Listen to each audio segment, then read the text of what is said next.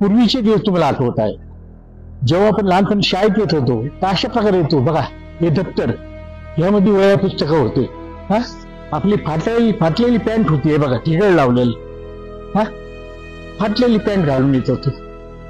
आणि हे शर्ट फाटलेलं.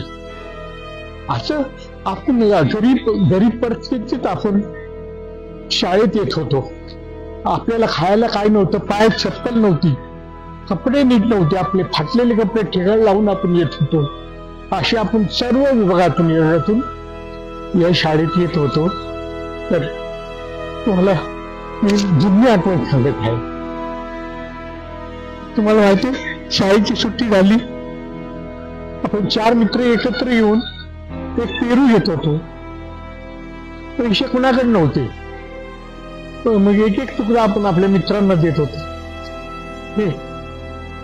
हे देत होतो आणि आपण सगळे मित्र मिळून आपण हे खात होतो. त्यानंतर आपण गोळ्या घेत होतो. गोळ्या असायच्या शेतामध्ये, आपण असं तोडून आपण प्रत्येक मित्राला आपण एक तुकडा देत होतो. असे आपले गरिबीचे दिवस होते. खूप गरीब, कपडे नव्हते, काय नव्हते, खायला अन्न नव्हतं आपल्याला. अशा काळात आपण या नेताजीमध्ये आपले दिवस काढलेले आहेत. मला माहिती, 15 ऑगस्ट 26 जानेवारी असली तर आपण इस्त्रीला पैसे नव्हते आपल्याकडे. आपण तांब्याने इस्त्री करायचो, उशी खाली ठेवायचो आणि सकाळी उठून मग ते कपडे घालून शाळेत यायचो झेंडावंदनला. पण त्यावेळेस आपल्या आईची आठवण आपल्याला यायची.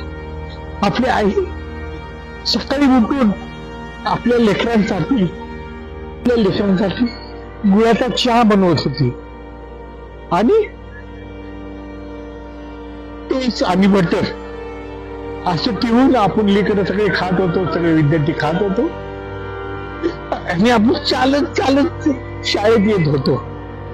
पोटात अन्न नसायचं आपलं, पण आपल्या शिक्षकांनी आपल्यासाठी खूप मेहनत घेतलेली आहे. इतक्या लांबून शाळेत येत होते आणि आपल्याला शिक्षक होते. आणि त्यापेक्षा महान गुरु म्हणजे आपले आई वडील. आपले वडील कामाला जायचे सायकलवर, आपली आई सकाळची उठून आपल्या मुलांसाठी जेवण बनवत होती. घरात आपण सर्व बहीण भाऊ असायचो. तर असा हा आपला काळ होता. ते आपला मी भावनिक केलेलं आहे तुम्हाला. जर तुम्हाला जर आवडलं तर नक्की, तुमच्या डोळ्यात पाणी आले तर मला नक्की माझ्या मोबाईलवर सांगा तुम्ही. कारण ही आठवण कुणी सांगू शकणार नाही आणि कुणाला आठवणार देखील नाही. असं हे आपले दिवस होते आपले. हे इथं बसायचो आपण प्रार्थनेला, इथं बसायचो, गॅदरिंग असायचं, गॅदरिंग मध्ये आपण इथं बसायचो. पहा हे सगळे गॅदरिंगचा स्टेज असायचा आणि इथं विद्यार्थी बसायचे. आपली आई, आपले वडील त्यांनी फार कष्ट केलेले आहे, आपल्या शिक्षकांनी फार कष्ट केलेले आहे, म्हणून आज आपण इथपर्यंत आलेलो आहे. हे दप्तर तुम्हाला माहिती, बॅग नव्हती आपल्याला, पण हे दप्तर घेऊन आपण असं यायचो, खांद्यावर दप्तर घेऊन यायचो.